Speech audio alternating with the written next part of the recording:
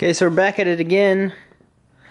I did a live stream the other week and got the engine out. It actually came out a whole lot easier than I thought it would. The jack was being super sketchy, so check that out. It almost tipped, well, it did tip over on me. Scuffed up my front bumper a little bit. Not anything major. I mean, it's already got some scuffs and things. I don't think that's from it. That could be, actually. But anyway, scuffed up the front bumper a bit. I don't care too much. But I had to tip this over, and then I think this got dented at some point. This section right here, I had to slam on this with a sledge to get it to be flat, and then tip it over to actually get this leg to line up on the holes. But that's working now, so I don't have to go buy a new lift. The thing that I've been working on, well, right here you can see nice and shiny and clean. This morning I went in, took both plates in, both timing covers, and washed them off. And so both of them are basically, all the RTV is off of them. They're basically clean. I'm still going to run a rag over the top of both of them with some acetone just to make sure everything is clean and ready for a new RTV. They're looking good. The front of the engine, you're not going to be able to see that, is looking alright. I need to wipe it all off and get it degreased, and then make sure that all of my surfaces are ready for new RTV. But the thing that I've really been trying to get some work done on is right here. You can see all my RTV shavings all over the ground. I'm making a huge mess, but whatever. So this is the issue I'm having now, is these guys. So this is not an Allen, and it is not a Torx. Those are the wrong sizes, but the ones that are close to it don't fit. There's an Allen, doesn't even fit in there. And the Torx that's the right size is super loose. So that is because it's not an Allen or a Torx. So I found this guy. I don't think it's a ribe. I think it's a poly drive. And the ribe has flat edges. Pretty sure this one is a poly drive because those edges look rounded. Well, it's not focusing. There we go. So I think right here you could see that it's rounded. So that's a poly drive bit. And I can't find poly drive bits anywhere locally. I went to Sears, I went to Harbor Freight, I went to Northern Tool, I went to the auto parts store. Nobody has poly drive bits. The closest thing I found, Northern Tool carries a set of ribe bits, but I don't really want to buy a whole set of ribe bits for 35 bucks. I did find a one poly drive bit on Amazon. It's a 10mm poly drive. I don't really know what that means. They make them. It's like the go-to for a Volkswagen or Audi head bolt.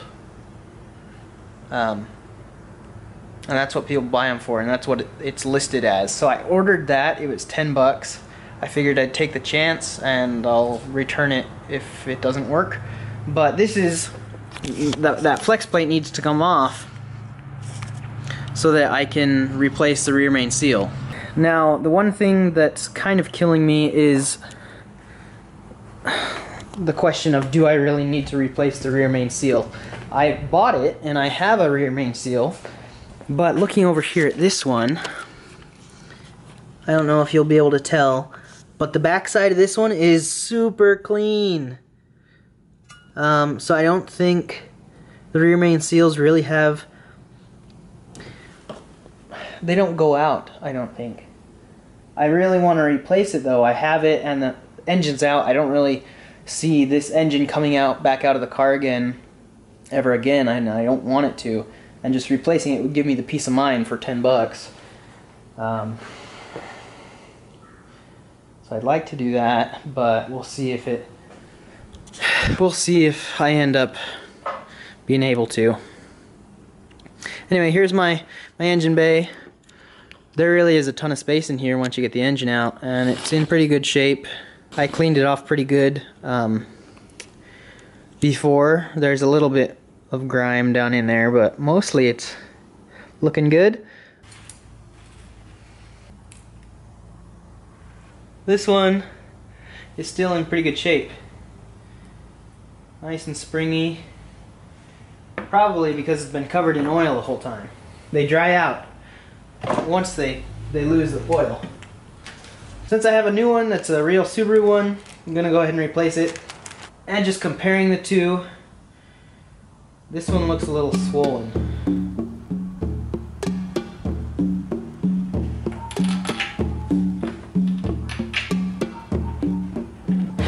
And this gets torqued to 40 foot-pounds.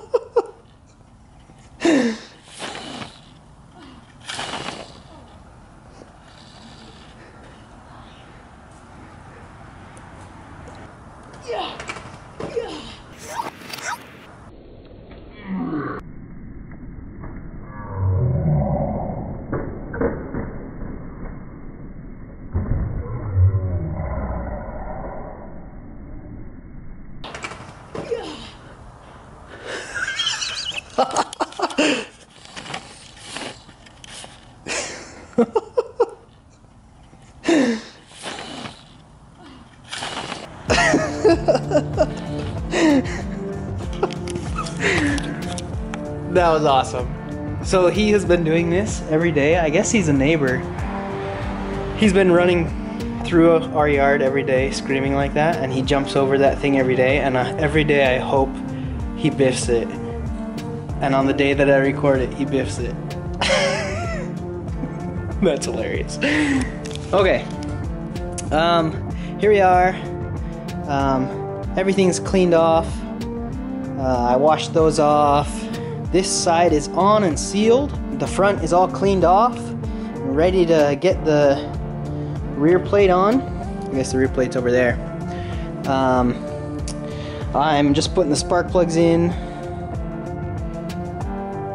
on this one, on this bank. And so using anti-seize because I don't expect to have to pull these out for another few years, so doing it right the first time. It looks really good. I'm happy with it. I'm using the Ultra Gray, that's the quick dry, so you just put it on and you can torque it immediately. So we'll see how that works out. It was a little more expensive, but I don't really mind if I can just put it on and torque it. And I mean, this has gotten a little more expensive than I was hoping for anyway, but I'd already bought this can or tube of it, so that's what we're doing.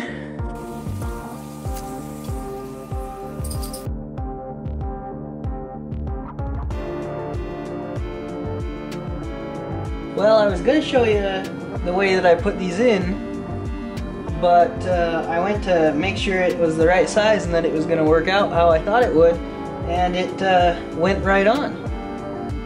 So, yeah. So I just lubed the crap out of it with just lithium grease or whatever kind of grease you have, You can use oil too, but I like using grease because it stays on there and it's extra lubey. And then I just hold one side in with a thumb, and then I do 2 fingers and do like a 3-way. All the way around. And then you just have to seat it flush with the back of the case. So not with the crankshaft, but with the case. So this one is sticking out about 1/8 of an inch, so I need to just kind of push it in a little bit farther. Rear main seals can be a pain, and a good way to do it is to get like a 2x4 and put it sideways, or they have like seal presses that you can get, but obviously it's easy enough to do without that. So now I'm just going to use the wooden handle of my rubber mallet, just kind of tap it in.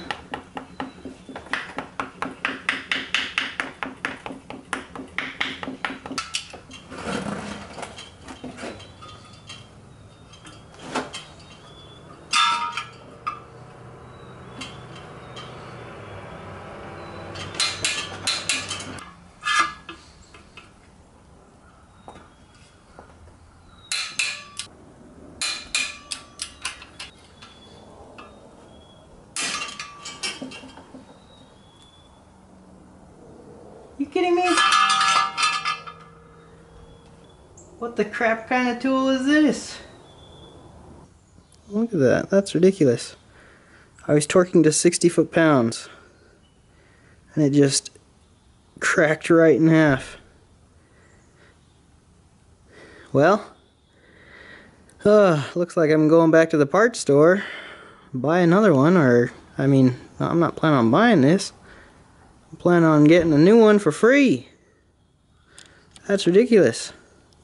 So here is the old rear main seal. Obviously, I mean, I cut out the center section of it with a razor blade, so that's why it's hanging all apart. But it's extremely brittle still. The outer edge, it is a piece of metal in there, but the outer edge is really hard and just kind of cracks apart instead of being rubbery and flexible, which is what you need in a seal. So as much trouble as it was to get off and to get the right tool, it's worth doing, because now I don't ever have to worry about it again. Just remember, this is a 12-year-old seal. So here's the first start on the JDM engine.